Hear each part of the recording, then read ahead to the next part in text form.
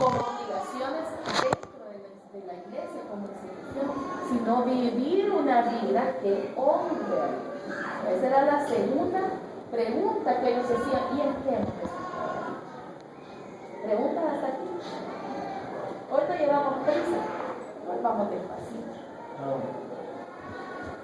¿Por qué me dices padre? La honra.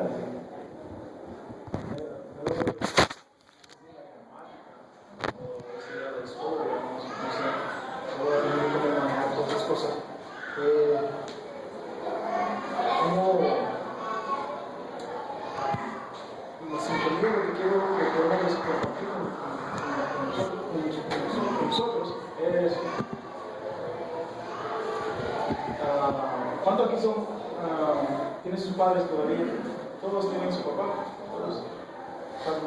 Yo tengo mi papá todavía, pero mi corazón se ha inclinado un poquito más pues, conozco a Dios, ¿verdad? Como a padre. Y esa es la relación que trato de mantener a diario, mi relación con mi Padre Celestial. Cuando Dios dice esa palabra al pueblo, me inclino a regresar a oír. De repente nosotros tenemos que aprender a conocer como a nosotros mismos, y aún mucho más de lo que podemos imaginar, la voz de nuestro Padre, de Dios, porque lo repite una vez más al pueblo en Éxodos: amarás a tu Padre. Significa, esto es lo que ha dicho Dios, pues, en otras palabras, eso lo dijo Dios. Entonces salgamos corriendo, ¿verdad? No, ese es mi papá, yo ya lo conozco, está en el libro de Malaquías, está hablando ahorita. Entonces, esa es la sintonía que yo veo de la literatura. De tener una relación con Dios como si fuera un papá. Ya tienes idea de cómo habla Él. Es como decir hermano, ¿de qué estás hablando? Es que eso lo escuché con él hace poco atrás en Juan. ¿Y cómo se ve? Es que no cambia. Porque la Biblia dice que Él no cambia. Y Jesús viene en el Nuevo Testamento y dice, ¿por qué me dice yo Señor y no hace lo que me dice? Que la Biblia tiene una uniformidad de pensamiento, y así como estaba como padre en el Antiguo Testamento, también es padre hoy en el Nuevo Testamento. Su forma, he is doesn't change. Su forma como Él no cambia. Como estamos aquí en ese lugar, ¿verdad? La siguiente: ¿en qué te hemos deshonrado? Y el 7 dice: ¿en qué ofrecéis sobre mi altar pan inmundo? Y dijisteis: ¿en qué te hemos deshonrado? En que pensáis que la mesa de Jehová es despreciable. ¿Cuándo? Cuando no se ofrece lo prometido, o cuando no se ofrece lo establecido. El pueblo de Israel tenía establecidas sus ofrendas y tenían las especificaciones de esa ofrenda, pero ellos estaban cumpliendo con un mero requisito. El requisito era ofrecer un sacrificio anual por cada uno de los varones adultos. Ellos llevaban un animal. La Biblia decía: debe de ser un varón, un macho, debe de ser de tal tipo de animal, debe ser perfecto, no debe tener ni siquiera manchas. Y ellos buscaban dentro de sus rebaños al que ya se iba a morir, al que le faltaba una pata, al que estaba manchado y nadie lo quería, al que no se podía comer, al que no se podía vender. Entonces lo peor, lo que les sobraba, lo que para ellos era desechado, eso lo tomaban y lo llevaban al altar y lo presentaban como un sacrificio y esperaban que Dios cumpliera íntegramente su parte, ¿verdad? Porque eso era recíproco. Ellos presentaban una ofrenda por un pecado que ellos no habían declarado, por el pecado constante de cada año, una vez al año, porque querían agradecer a Dios por algo, por sus cosechas. Siempre había una razón para hacer el sacrificio, y ellos a cambio recibían una bendición o la remisión de ese pecado por parte de Dios. Ellos esperaban recibir de Dios la parte completa, pero le daban a Dios una parte incompleta o falseada, ¿verdad? Si nosotros tuviéramos esa misma actitud ahora, ¿qué haríamos? Servir a Dios con una mala actitud. Vengo a servir porque es obligación, y si no en la iglesia me van a criticar, ¿verdad? Entonces vengo, pero no vengo a entregarme en el servicio, sino que vengo a pasar el rato en el servicio. Cada uno tiene un don, cada uno tiene un ministerio que el Señor ha entregado, y en ese ministerio deberíamos de entregarnos al 100%. Esta es mi hora de servir y yo esta hora la voy a entregar y la voy a disfrutar y me voy a esforzar y voy a entregarle de mí lo mejor al Señor. Pero a veces no lo hacemos. Venimos porque debemos venir. Venimos de mala gana, no nos hemos preparado para el ministerio que el Señor nos ha entregado. El don que tenemos no lo queremos desarrollar. Lo dejamos a lo que salga, a lo que vayamos, si hay necesidad. Y si nos dicen que no vamos a servir, nos alegramos. Decimos, qué chido, no voy a servir, ya me voy. Preferimos que se cancelen los cultos para descansar. Quisiéramos no venir, y a todos nos ha pasado. Porque el cansancio, el trabajo, el estrés, a veces vemos, y a mí me ha pasado el domingo, 6:30 de la mañana, que venimos con los ojos medio abiertos, y veo que van saliendo chancletas a buscar francés a esa hora. Y yo digo, a saber hasta qué hora voy a haber comida. Quisiera quedarme un día como ellos, pero después pienso, si me quedara, igual no disfrutaría, porque aquí es donde nos deberíamos de sentir al 100%, deberíamos de sentirnos alegres cuando venimos a servir, y no enojados y frustrados cuando venimos. Entonces, así deshonramos al Señor, no le damos lo completo. Malaquías no estaba hablando solo del diezmo, que el diezmo lo toca después. Él está hablando de la actitud del servicio, de entregarle a Dios lo que a Dios le corresponde. Eso que usted decía, hace poco estábamos hablando con el hermano, llega un momento que el ministerio, quizás también a veces, usted con unas etapas de salud difíciles, entonces un poco más carga, y ya no me disfruta. Y a mí le digo yo, o sea, la obediencia me llama, un montón de cosas me llaman, pero yo sé que no me estoy entregando al Señor lo que el Señor se merece. ¿Cómo redireccionarnos otra vez a ese primer amor, a ese deseo de servir a Dios con toda la fuerza, con toda el alma, como dice la Escritura, ¿no? ¿Qué hacer? Aquí Malaquías dice que hay que cambiar la actitud. Entonces, si eso se volvió carga, imagínense que estamos pasando por una enfermedad que solo uno sabe dónde le duele. Y justo viene y el servicio que usted está dando, en lugar de hacerlo sentir mejor, lo de casa. ¿Ya? Y usted quiere venir porque quiere servir al Señor. Si se queda en la casa, igual va a sufrir más. Viene y sirve. ¿Cómo redireccionar eso? En lugar de pensar, como estoy sufriendo en este ministerio, pobrecito, no, ya no debería de venir, y que me enojo. Deberíamos de pensarlo al contrario y decirle, Señor, te entrego esto con sacrificio. Si antes me costaba 5 venir y ahora me cuesta 15, te lo ofrezco, lo poco que puedo dar y en la calidad que lo puedo dar, pero es lo máximo. Si yo diera más, caigo tendida ahí, pero vengo a ofrecértelo como un sacrificio. Y no está hablando él de cosas materiales, está hablando de sacrificarnos nosotros, de sacrificarnos nuestras familias, porque a veces a esa hora pudiéramos estar en la casa descansando y hacemos que todos se levanten, o hacemos que todos vengan con nosotros y venimos hablando a todo el mundo. Sacrificamos nuestros cuerpos. ¿Cómo hubiéramos querido quedarnos acostados, no movernos si nos duele algo?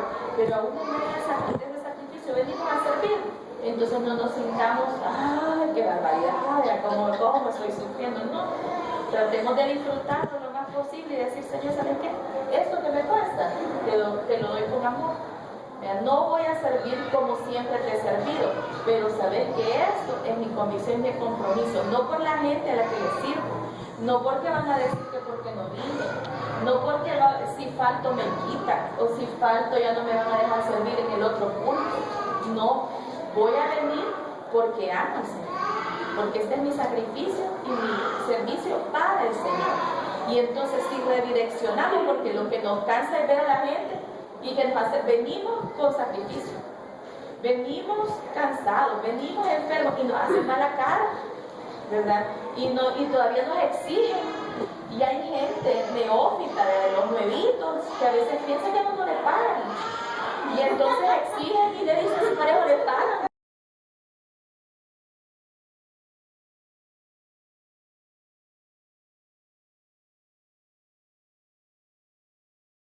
servicio para que ellos se sientan agradados y nos feliciten. Damos nuestro servicio para que el Señor se sienta agradado y Él nos felicite. Entonces, si pensamos de esa manera, todos los problemas se acaban, ¿verdad? Porque yo hago las cosas para el Señor. Si a los demás les gustó, gloria a Dios. Y si no les gustó, pues ni modo, ¿verdad? Porque el Señor aquí me quiere. Mientras el Señor me quiera aquí, aquí voy a estar. Pero vamos a hacer esas camisetas así como dicen los buses atrás, tu castigo es verde. Porque estamos sirviéndole al Señor. Si lo hacemos de esa manera, la dirección cambia, el peso se vuelve menos, el sacrificio ya no es tanto sacrificio, es necesidad, porque yo necesito servir al Señor. Cuando pensamos de esa forma, es más fácil sentir agrado en servirle a pesar de todas las dificultades que implica servir, porque todos los servicios, mire, a menos que usted, no, yo creo que no hay ningún ministerio que no se enfrente a que el que recibe directamente el servicio no se enoje con uno, porque el que recoge ofrenda, que porque nos apuran con los vueltos, que porque no tienen cambio, que porque pasan pidiendo todos los cultos, como que uno va a dar la ofrenda, de igual se enojan. El de acomodación, que porque lo sientan donde hace calor, que donde no hay ventilador, que donde uno no quiere. El de parqueo, porque lo parquean mal. El de los ministerios deportivos que perdieron y no emplearon los puntos, y que por su culpa, y que por mi culpa. Siempre hay. El de consejería, que para qué me traen aquí si yo no quería, que a mí me da pena. En todo hay problemas. No hay ministerio que les salve. Iba a decir yo que si tuviéramos un ministerio quizás de lavar baño, pero no. También había gente que renegara que no está bien limpio, que no huele bien, que si no pasaron el trapeador. Siempre hay problemas. Entonces, nos vamos a enfrentar a eso y acordémonos que estamos cargando nuestra carnita, ¿verdad? Y la carnita no quiere venir a servir. Esa es la que se quiere quedar en la casa, ¿verdad? Como todos y no estar ahí. ¿Preguntas? ¿Seguimos? Paramos. Tipo, señora. Siga. 2.17. ¿Qué dice el 2.17? La otra pregunta. Habéis hecho cansar a Jehová con vuestras palabras y decís, ¿en qué te hemos cansado? En que decís, cualquiera que hace mal agrada a Jehová y en los tales se complace, o si no, ¿dónde está el Dios de justicia? ¿Cómo hemos cansado a Jehová? Dios está cansado de que nosotros reneguemos de que qué pasa con el impío. Y yo que voy con mi Biblia, y yo que voy bien temprano, y yo que le sirvo al Señor, y miren todos los demás, ahí van prosperando. Y vean los locos de la oficina, esos son a los que promueven. Y vean estos que tanto que hablan del jefe, y a ellos les dan el premio. Hemos cansado a Jehová, porque Dios tiene diseñado para nosotros algo, no es por el beneficio material, si nosotros no somos de este mundo. Trabajamos para que comamos, ¿verdad? Porque tenemos la mala costumbre de comer 3 veces al día y todos los días nos da hambre. Entonces, ¿qué tenemos que hacer? Trabajar para comer. A nadie le regalan la casa, entonces hay que pagarla, ya sea que la compre o que la fije, ¿verdad? O que la alquile, hay que pagar. Agua ya no hay ríos aquí para ir a traer, así que hay que pagarle a antes. ¿Cómo hay que pagar todo? ¿Qué hay que hacer? Trabajar. ¿Pero por qué trabajamos? Para ir sobreviviendo mientras llegue el día en que nos encontremos con el Señor.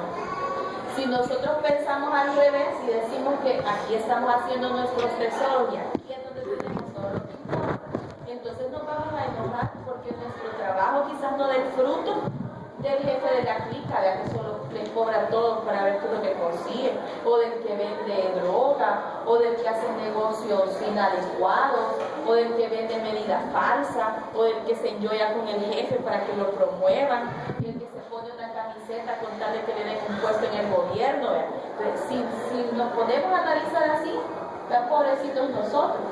Pero si lo pensamos al contrario, viendo a Cristo como nuestro objetivo, entonces deberíamos de pensar, no, todo esto es pasajero, todo esto se va a acabar. Si tiembla, las casas se caen y nos quedamos igual sin casa. Entonces, si viene el Señor, aquí va a quedar todo: trabajo, negocios, Todas las cositas que usted ha comprado aquí se van a quedar. Si se mete un ladrón a su casa, se va a llevar todo. Entonces nosotros no tendríamos que tener este apego a las cosas materiales, ni tampoco a la justicia que vemos delante de nuestros ojos. Porque ellos estaban catalogando a Dios como injusto. Le estaban diciendo a Dios, mira, vos no estás viendo lo que están haciendo. Como que fuéramos niños que ponemos quejas. Y que fulano me vio, y sultano me jaló, y el otro me miró, y el otro se rió, y ponemos quejas de todo, y a todos queremos que castiguen. Perdemos nuestro tiempo. Eso es lo que está diciendo Dios. Por eso dice, me han cansado de decirme tantas veces todas las injusticias que yo no veo. Yo las veo y en su momento las voy a juzgar. Se los había dicho en 11 profetas antes que él. En todos los profetas Dios les promete que va a hacer juicio. Fíjense ustedes, en todos los profetas hay una constante, que va a hacer juicio y que hay un remanente que va a tener bendición. En todos los encontramos, aún en los de Nínive, dice que va a hacer juicio. Entonces llegamos a Malaquías y todavía ellos están preguntando, ¿y cuándo va a hacer el juicio? Y no están viendo lo que se porta mal. Cansamos a Dios con nuestra necedad, queriendo que haga las cosas a nuestra manera y en nuestro. ¿Se comprende esto de por qué lo hemos cansado? ¿Alguien quiere compartir algo cuanto que lo hemos cansado a Dios? Yo no veo con ganas de hablar, si al punto no hay, o sea, tranquilos. Esto es más chambre. Esto no va a llevar mal. No, quieren examen. Y no dice que les haga examen después de ese poquito. Hay que pedirle cosas materiales. ¿Ah? ¿Al Señor? Yo si le digo al Señor, mire, Claro. Señor, mire, yo estoy por esto, pero también necesito esto y esto y esto. Así que, Exactamente. Si y como usted- soy su hijo, así que la hora de mostrar. Entonces aquí le preguntaba, mira, delante de quién vamos a poner todas nuestras necesidades. Delante del Señor. Yo quiero tal cosa, se la pido al Señor. Ahora, que si el Señor me la da o no me la da, es decisión de Él. Es decisión de Él, pero yo la puedo pedir. Dios no nos ha impedido que la pidamos. Nos pide que no nos fijemos en los demás, que hablemos directamente con Él. Entonces ahí estamos totalmente de acuerdo. Todo lo que necesitemos, usted necesita un par de zapatos, pídaselo al Señor. Usted quiere rebajar, pídaselo al Señor. Tal vez los malos de enfermedad, quiere cortar, pídaselo al Señor, que le provea una mano dadivosa que lo alimente. Úsalo, Señor, Salvador, bendiga lo más.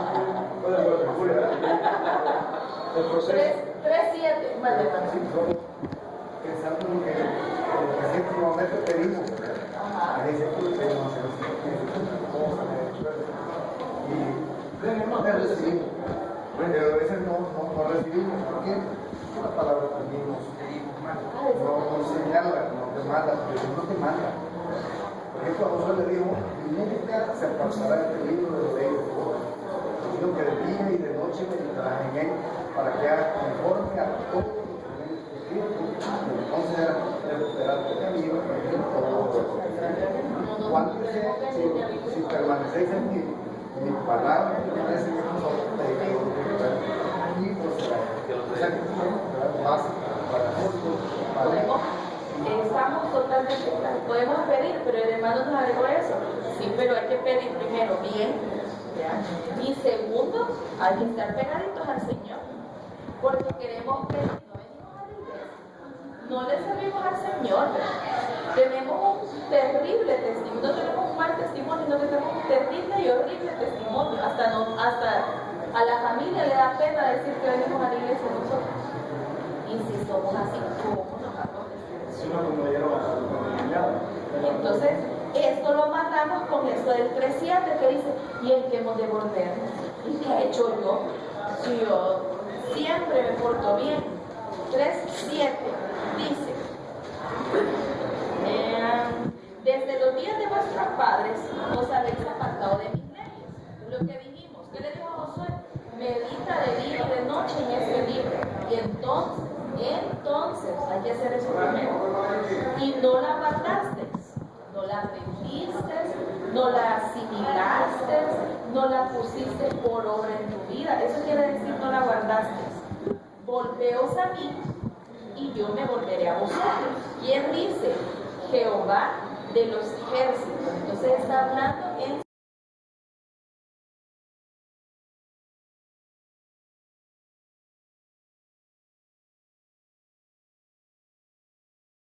pórtense bien. ¿Y en qué?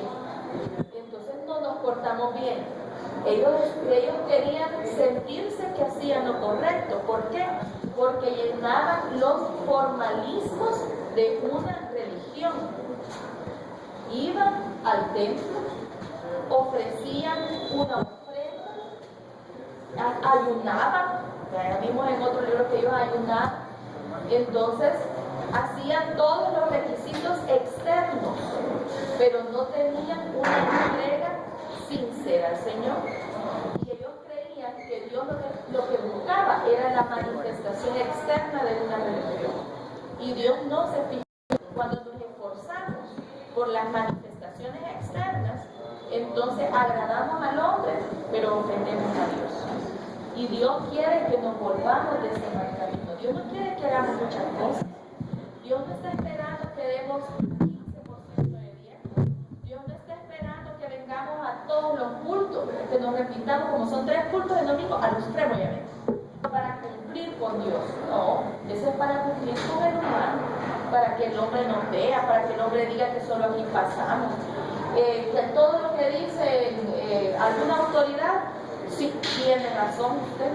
Todo es perfecto como usted lo dice. Mire que yo estoy pensando, perfecto, vean, pastor valido, perfecto, así debe de ser. Es que si todo fuera como usted, agradamos al hombre, pero podemos estar desagradando a Dios. Dios nos da la oportunidad de volvernos, no dice, este es el único momento o esta es tu última oportunidad. Lo deja abierto, dice, volveos a mí. ¿Cuándo? Cuando quieran, cuando estén listos, cuando quieran recibir de mí bendición, regresen a mí. Regresen a agradarme, aunque hagan las manifestaciones externas por amor a mí, no por obligación. Entonces, ¿cuál es la llamada de atención? Que ellos creyeron que no tenían cosas que corregir, que eran perfectos, que lo que hacían era suficiente, que no tenemos nada que corregir delante del Señor, que todos tienen pecados, pero yo, limpio, puro y casto, no cometo ningún error. Dios quiere que nos demos cuenta de eso. Que a veces nos olvidamos de Él y ponemos en lugar de Él a los seres humanos. Pero hay remedio para eso, sí, en cualquier momento. Porque ahí dice, cuando se den cuenta, vuélvanse a mí.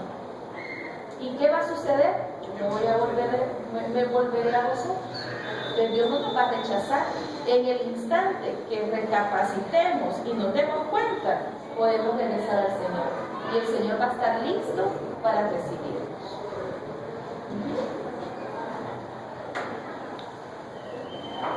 ¿Nadie? ¿Todos claros? ¿Contentos? En el 8, está el otro cerquito. ¿En qué te hemos robado? En vuestros diezmos y ofrendas. Malditos sois con maldición, porque vosotros, la nación toda, me habéis robado. Traed los diezmos al alfolí y haya alimento en mi casa. Probadme ahora en esto, dice Jehová de los ejércitos, si no os abriré las ventanas de los cielos y derramaré sobre vosotros bendiciones hasta que sobreabunde. Reprenderé también por vosotros al devorador, no destruirá el fruto de la tierra, ni vuestra vida, y todas las naciones os dirán bienaventurados. Este es el de los preferidos, ¿verdad? Dicen, traer los diezmos al alfolí. ¿Qué es el diezmo? El 10% de lo que uno obtiene, ¿sí? Y el alfolí era un cuarto que había en el templo donde se guardaban todas las ofrendas que venían. Las ofrendas no eran siempre en dinero, aunque habían ofrendas en metálico, la mayoría de ofrendas era en especie, carne, aceite, vino, harina, flor de harina, que es una harina aún más refinada, más especial, que servía para qué cosa? Una para ofrecer el sacrificio y una parte para el sostenimiento de la tribu de Leví. ¿Por qué? Porque ellos no tenían tierras. Entonces, como no tenían tierras, no sembraban. Ahí el que no sembraba no comía. Entonces ellos tenían la obligación como nación de proveerles a ellos el alimento físico, porque la tribu de Leví les iba a dar a ellos el alimento espiritual. Entonces era algo así como un trueque. En el Nuevo Testamento dice que el digno es el obrero de su salario. ¿Por qué? Porque ellos necesitaban comer, daban un servicio y por ese servicio había que corresponderles de la misma manera, en la misma calidad, por lo que estaban dando. ¿Qué era lo que había pasado con estos? Se habían olvidado de dar sus diezmos y sus ofrendas, entonces no había comida. Iban al alfolí y no había que comer, y el montón de sacerdotes y sus familias y los cantores y los que cuidaban las puertas y los que andaban encendiendo las lámparas, ¿con qué aceite se iba a encender la lámpara si no había? Entonces había necesidades materiales que había que cubrir. ¿Qué hicieron los sacerdotes? Dejaron el sacerdocio y se fueron a sembrar. No había nadie que enseñara la palabra, no había quien educara a los niños. Entonces dice Dios, me han robado. ¿Por qué me han robado? No porque no trajeron los diezmos, me han robado porque el ministerio que tenía que ejercerse no se ejerce por culpa de ustedes. ¿Ya? Porque esta gente no se puede dedicar a lo que debe porque no hay alimento para ellos. Ahora, esto era para el Antiguo Testamento. ¿Tiene aún vigencia en el Nuevo Testamento? Veamos algunos versículos. Busquen por favor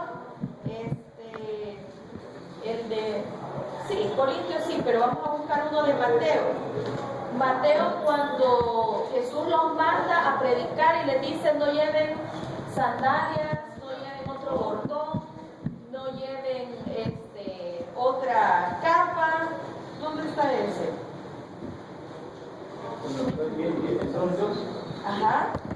En Marcos 6 dice, después llamó a los 12, comenzó a dar de 12 en 12, les dio autoridad sobre el fin del mundo, les mandó que no llevasen nada para el camino, solamente bordón, el forja, el pan y el incienso, sandalias, y que los diesen todos juntos. Entonces vamos a ver ese versículo primero. Vemos una cosa que se confronta, porque aquí dice que el pueblo tenía que darle de comer a los sacerdotes y ahora él manda a sus discípulos sin nada. Ya hasta sin bordón, y alguien puede pensar que estaban viejitos. No, el bordón tiene muchos usos en el camino. ¿Para qué sirve el bordón? Para matar animales, para ir tentando el camino.